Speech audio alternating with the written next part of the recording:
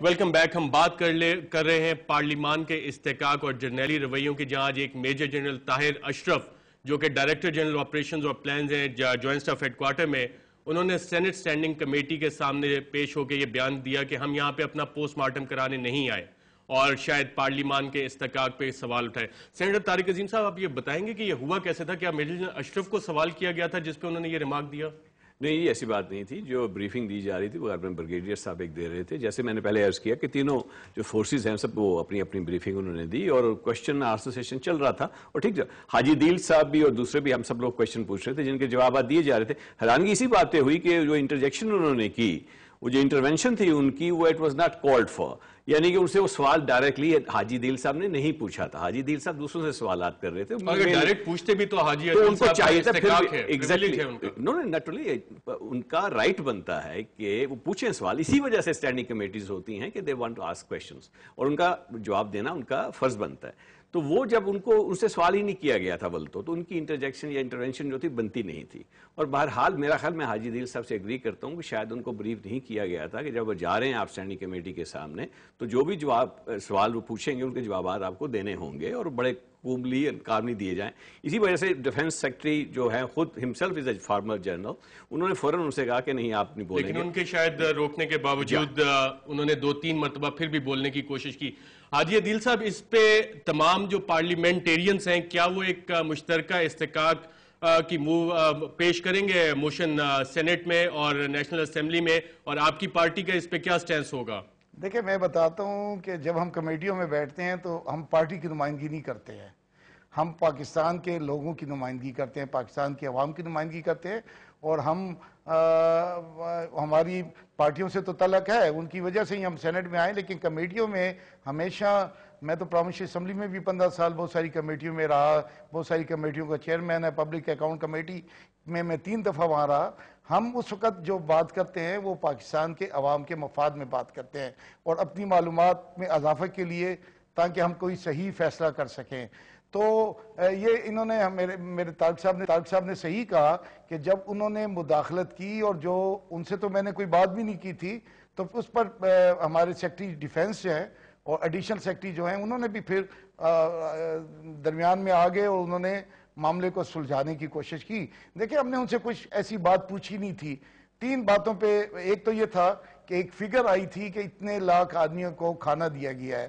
تو میرا یہ سوال تھا کہ اتنے لاکھ آدمیوں کو کھانا دیا گیا ہے یا اتنے لاکھ کھانے تقسیم کیے گئے ہیں؟ کیونکہ اگر لاکھ آدمیوں کو اتنے لاکھوں کو دیں تو ان کو تو 3 وقت بھی دیں اور ہفتے دیں تو انہوں نے پھر وضاحت بریگیڈیئر صاحب نے کی کہ یہ اتنے کھانے دیے گئے. صاحب، آپ جو بھی سوال کریں وہ سارا جسٹیفائیڈ ہوتا ہے، چاہے ایکس وائی زی سوال ہو.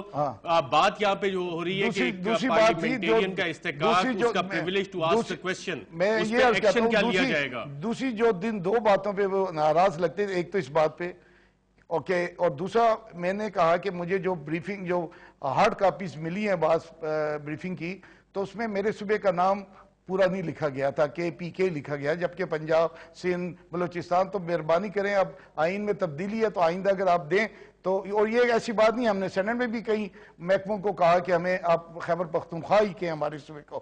اور آخری بات جو تھی، وہ جو میں نے سب سے پہلے پوچھی تھی، شاید وہ بھی انہیں اچھی نہیں لگی، کہ جب یہ سیلاب وغیرہ آنے شروع ہوئے تو ہم نے تو اچانک لیا، ہمیں کم ہیلی کاپٹر دیے گئے تھے. بالکل حاجی عدیل صاحب، یہاں پہ ہم دکھاتے ہیں پریزیڈنٹ براک اوباما نے جب جنرل سٹینلے میکرسٹل کو کچھ ریمارک پاس کرنے پہ ڈسمس کیا تو اس کے بعد پریزیڈنٹ اوباما نے کیا کہا تھا، آئیے دیکھتے ہیں. Today I accepted General Stanley McChrystal's resignation as commander of the International Security Assistance Force in Afghanistan. I did so with considerable regret.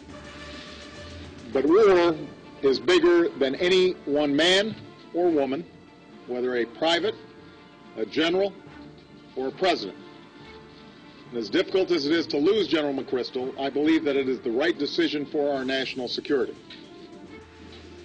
The conduct represented in the recently published article does not meet the standard that should be set by a commanding general. It undermines the civilian control of the military that is at the core of our democratic system. And it erodes the trust that's necessary for our team to work together. حاجی عدیل صاحب، president Barack Obama نے جب Stanley McChrystal کو کچھ remarks پاس کرنے پہ dismiss کیا، ان کا resignation لیا، تو اس پہ انہوں نے یہ کہا کہ ایک جرنیل وہ اداروں سے بڑا نہیں ہوتا، ان کا کنڈکٹ جو تھا وہ جمہوریت کے مطابق نہیں تھا. کیا پاکستان میں ہم ایسی کوئی روایت قائم کر سکتے ہیں؟ خدا کرے کہ ہم ایسی روایت قائم کریں. میں ماضی کی ایک بات بتاتا ہوں کہ ہندوستان کے کمانڈر ان چیف نے ایک وہاں کے وزیر ڈیفنس سے کوئی اختلاف کیا تھا، ڈیفنس منسٹر سے، تو وہ جنرل صاحب چلے گئے، ان کو ریٹائر ہونا پڑا. ہمارے ہاں وزیر اعظم کا اور اس وقت کے جنرل صاحب کا اختلاف ہوا، مشرف کا، تو ہمارے ہاں وزیر اعظم کو نہ صرف جانا پڑا، قید میں رکھا گیا، تاخانوں میں رکھا گیا. لیکن اب چونکہ 2-2.5 سال سے ہم سمجھتے ہیں کہ ہماری فوج کے سربراہ اس وقت جمہوریت کو انہوں نے ایکسیپٹ کیا ہے، اور وہ جب چاہتے ہیں کہ اس ملک میں جمہوریت آگے بڑھے. تو میں نے جیسے شروع میں کہا کہ یہ ایک انڈیویجل ایکٹ تو ہو سکتا ہے، اور میں یہ نہیں کہتا ہوں کہ یہ رویہ فوج کا یا فوج کے کسی ادارے کا ہے، آرمی کا یا ڈیفنس نیوی کا یا ایئر فورس کا ہے. اور یہ رویہ میں نے آپ کو بتایا کہ بعض سویلین افسران بھی ہمارے ساتھ کرتے ہیں. اور میں نے جو ایک مثال آپ کو دی ہے، ایک سابق پاکستان ٹیلی ویژن کے ایک سابق بڑے قابل، بڑے دانشور، بڑے اچھے اینکر، ان کا رویہ تھا. لیکن ہم ان چیزوں کو اس لیے برداشت کرتے ہیں کہ ہم چاہتے ہیں کہ یہ جمہوریت کی گاڑی چلتی رہے. ہم اس مسئلے کو، جمہوریت کی گاڑی کو آپ سمجھتے ہیں کہ جو وردی میں ایک افسر ہوتا ہے جو حکومت پاکستان کا ملازم ہے، اس سے خطرہ ہے؟ دیکھیں، جمہوریت تو پاکستان میں ایک بڑا نازک عمل ہے. اس سے دہشت گردوں سے بھی خطرہ ہو سکتا ہے، کسی انڈیویجل سے بھی خطرہ ہو سکتا ہے. لیکن خود ہم میں سے کسی، دیکھیں نا، الطاف صاحب بھائی کے بیان سے بھی خطرہ ہو سکتا ہے. الطاف صاحب بالکل، اس پہ بھی بات کرتے ہیں. سینیٹر طارق عظیم صاحب، آپ ابھی لندن سے ہو کے آئے اور ایک بیان دیا الطاف حسین صاحب نے کہ جو جرنیل ہیں، محب وطن جرنیل، وہ کرپٹ سیاستدانوں سے اور فیوڈل لارڈ سے ملک کو نجات دلوائیں. جب اس طرح کے جرنیل آ کے پارلیمنٹ کے سامنے بیان دیں گے، ان کے خلاف کون ایکشن لے گا؟ دیکھیں جی، جیسے آپ نے کہا کہ جرنیل تو the subservient to the civil administration, وہ تو جو بھی آپ کی الیکٹڈ جمہوریت میں پوری دنیا میں یہی ہوتا ہے، ساری دنیا میں ایسے ہے. لیکن اس میں ایک چیز کا خیال رکھیں کہ جو میں حاجی صاحب سے ایگری کرتا ہوں کہ ہمیں جمہوریت کو پہلے اتنا تگڑا کرنا، اتنا مضبوط کرنا ہے کہ every body understand that, including the generals, including army, including the civilians.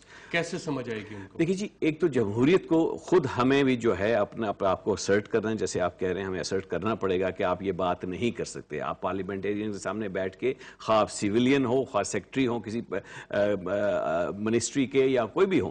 ابھی بات آپ کر رہے تھے انیشلی، اعجاز بٹ صاحب کا معاملہ تھا، کمیٹی کے سامنے آ کے جس طریقے سے انہوں نے بات کی، دیٹ واز ٹوٹلی انکالڈ فور. اس میں پوری سینیٹ کے سامنے معاملہ کیا. طارق عظیم صاحب بعد میں بات کریں گے. حاجی عدیل صاحب، کیا آپ سمجھتے ہیں آپ حق پہ تھے اور میجر جنرل طاہر اشرف نے غلطی کی ہے؟